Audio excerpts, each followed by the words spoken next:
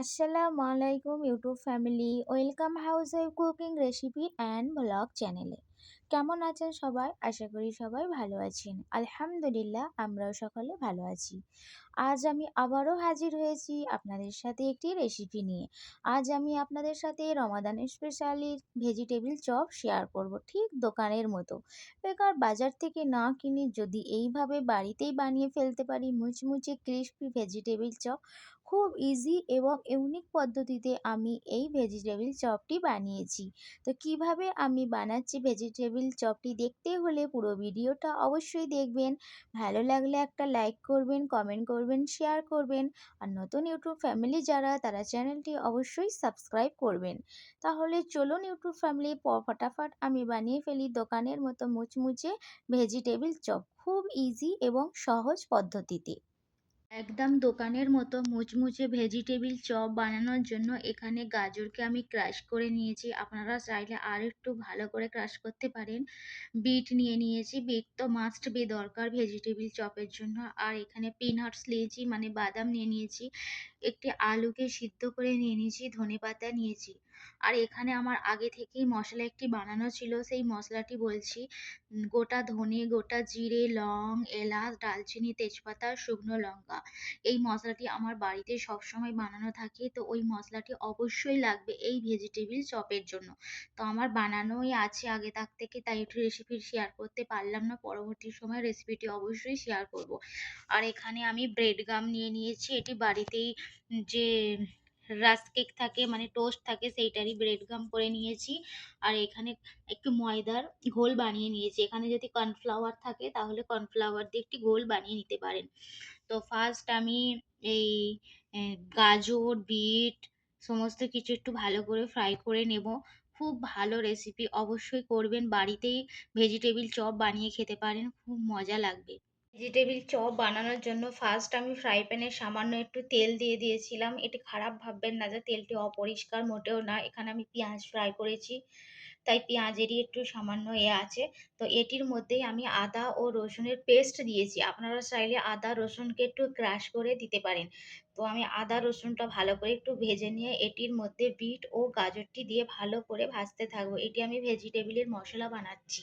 আদা রসুনটি ভালো করে ফ্রাই হওয়ার পর এখানে আমি বিট ও গাজরটি দিয়েছি। এখানে আমি ভালো করে একদম লো ফ্লেমে চাপা দিয়ে ফ্রাই করব, যাতে বিট গাজরটি খুব সুন্দরভাবে সিদ্ধও হয়ে যায় প্লাস ফ্রাইও হয়ে যায়। বাড়িতেই আমরা বানিয়ে খেতে পারি দোকানের মতো মুচমুচে ভেজিটেবিল চপ। বেকার দোকান থেকে কিনে পয়সা ওয়েস্ট করে শরীরের পক্ষেও ক্ষতিকারক, কী লাভ? যদি বাড়িতে এইভাবে বানিয়ে ফেলতে পারি ভেজিটেবিল চপ। এটির মধ্যে আমি পিনাটসটিও দিয়ে দিলাম, পিনাটস মানে বাদামটিও দিয়ে দিলাম, দিয়ে এবারে চাপা দিয়ে 10 মিনিট মতো রেখে দেবো। এখান থেকে বিট গাজর থেকে যে পানিটি বেরোবে, সেই পানিতেই বিট গাজরটিও খুব সুন্দরভাবে সিদ্ধ হয়ে যাবে। বিট গাজর পিনাটস খুব ভালোভাবে ফ্রাই হয়ে গেছে, ম্যাক্সিমাম 70% সিদ্ধ হয়ে গেছে। ঠিক এই পোর্শনে আমি মশলাগুলো অ্যাড করব। এখানে আমি স্বাদ মতো লবণ, সামান্য হলুদ গুঁড়ো, আর আমি বাড়িতেই যে ভেজিটেবিল চপ বানানোর জন্য মশলাটি বানিয়ে রেখেছিলাম, আমি এর আগে রেসিপিটি বলেও দিয়েছি, প্লাস আমি রেসিপিটি একদিন আপনাদের সাথে শেয়ারও করব। জানেন তো, ওই যে বাটারটি বানিয়ে রাখবেন বাড়িতে, সমস্ত কিছু মাংসতে বা কিছু চপেতে দিলে খুবই ভালো লাগে। তো এইটাও আমি দিয়ে ভালো করে একটু আর একবার ফ্রাই করে নেব।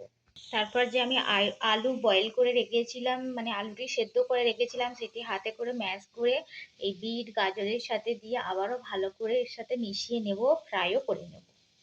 তারপরে এটির মধ্যে আমি ওপরে একটু ধনেপাতা কুচি ছড়িয়ে দিলাম। আলু তো অবশ্যই দিতে হবে, না হলে বিট গাজর যে ভেজিটেবিল চপ বানানোর জন্য যে শেপটি দেবো সেটি স্বাদ খাবে না, ছেড়ে যেতে পারে, তাই আলু অবশ্যই দরকার। তারপর ধনেপাতা দিন। আর মাশাআল্লাহ, সত্যি বলছি, এই মশলাটা থেকে এত সুন্দর একটি সুগন্ধ আসছে যে আপনাদেরকে আমি বলে এক্সপ্লেন করতে পারবো না। তো অবশ্যই একবার এই প্রসেসে আপনারা বাড়িতেই ভেজিটেবিল চপ বানাবেন, খুব ভালো লাগবে, বিশেষ করে এই রমাদান মাসে। জানেন তো, একই রকম সেই পেঁয়াজের পকোড়ি, ডালের পকোড়ি, বেগুনি, আলুর চপ, এইসব না করে যদি একটু ডিফারেন্স কিছু করি, খেতেও ভালো লাগবে, বাড়ির পরিবারও সবাই সকলে খুশি হয়ে যাবে। তো এইভাবে অবশ্যই একবার ট্রাই করবেন। এখানে আমার ভেজিটেবিল চপ বানানোর জন্য ভেজিটেবিলের মশলাটি একদম রেডি হয়েছে, আর একদম পারফেক্টভাবে রেডি হয়েছে। দেখুন কতটা সুন্দর দেখতে লাগছে।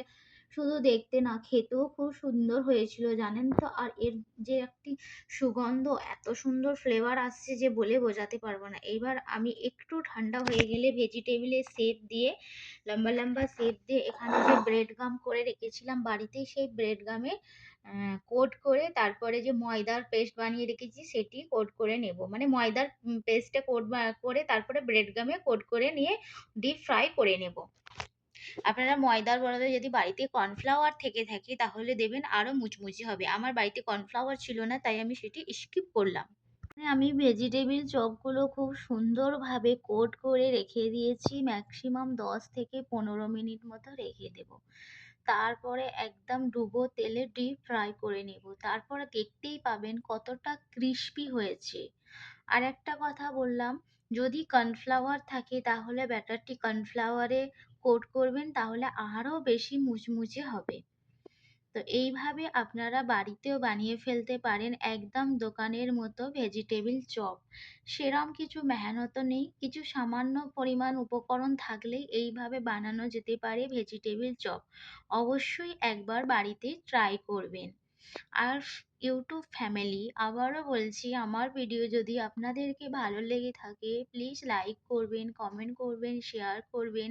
আর নতুন ইউটিউব ফ্যামিলি যারা, তারা অবশ্যই আমার চ্যানেলটি সাবস্ক্রাইব করবেন। ভেজিটেবিল চপটি ফ্রাই করার জন্য এখানে আমি ফ্রাই প্যানে তেল দিয়ে আগে প্রথমে পেঁয়াজের পকোড়িটি ফ্রাই করে নিয়েছি। কারণ ভেজিটেবিল চপ ফ্রাই করব, ওর মধ্যে যে ব্রেড গামটি থাকে তেলের মধ্যে অনেকটা হয়ে যায়, সেজন্য আমি আগে পেঁয়াজের পকোড়িটি ফ্রাই করে নিয়েছি।